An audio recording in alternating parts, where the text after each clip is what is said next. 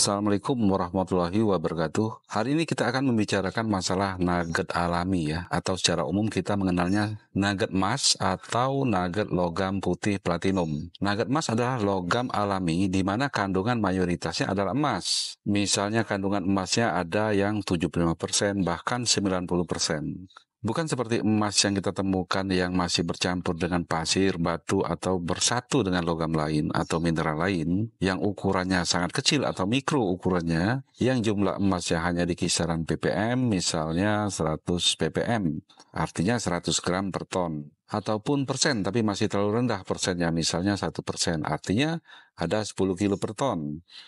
Ini jelas bukan nugget, ini bahan yang mengandung emas namanya. Nugget pun ada yang besar, ada yang kecil. Cuma komponen utamanya sesuai dengan sebutannya.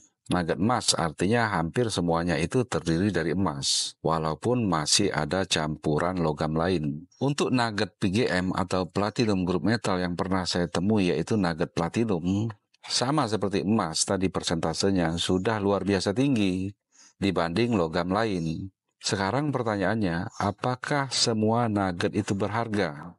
Saya sudah mendapati dari beberapa customer per hari ini mungkin sudah 3 atau 4 kali nugget berwarna putih yang diharapkan itu palladium misalnya, ataupun platinum. Sebagian sudah berharap rhodium bahkan. Jadi seperti yang saya bicarakan tadi, untuk logam putih yang pernah saya pegang hanya nugget platinum.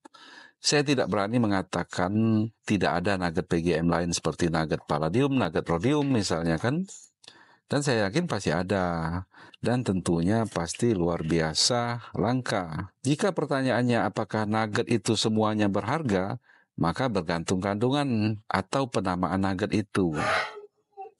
Contoh, jika saya menemukan nugget emas atau nugget platinum, artinya dia sudah banyak mengandung emas atau platinum. Tentu sangat berharga, apalagi yang berukuran besar, itu sama saja ketemu dengan rezeki nomplok. Tetapi jika nugget yang berwarna putih dan kandungannya itu bukan PGM, contohnya nugget nikel. Saya beberapa kali mendapati nugget alami dari customer setelah saya periksa, dengan dicukim dengan HCl saja dia sudah terlarut. Kita anggap saja itu nuggetnya nikel. Artinya kalau kita berhadapan dengan nuggetnya nikel, kecenderungannya kita akan rugi. Karena pertama nugget itu pasti sesuatu yang langka.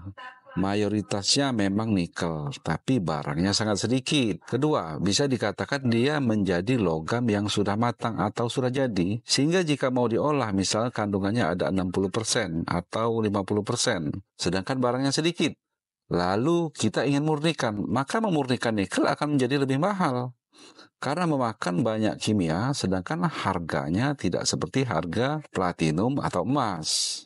Sekarang, jika saya mempunyai pilihan, lebih baik saya ketemu nugget nikel atau kromium, atau lebih baik saya ketemu bahan mentah yang belum jadi logam, yang kandungannya mayoritas nikel atau kromium, seperti batuan hijau yang mengandung nikel, atau bahkan cuma tembaga. Harga nikel kan lebih tinggi daripada harga tembaga. Jawabannya, saya lebih menyukai mendapatkan bahan yang mengandung nikel yang berkualitas tinggi. Contohnya tadi, batuan hijau. Itu bisa nikel, bisa tembaga yang berkualitas tinggi. Banyak maksudnya kandungan tembaga atau nikelnya. Karena saya bisa menjualnya dengan lebih mudah. Pengolahannya lebih murah. Misalnya, saya membuatnya menjadi konsentrat. Lalu saya jual, itu sudah laku.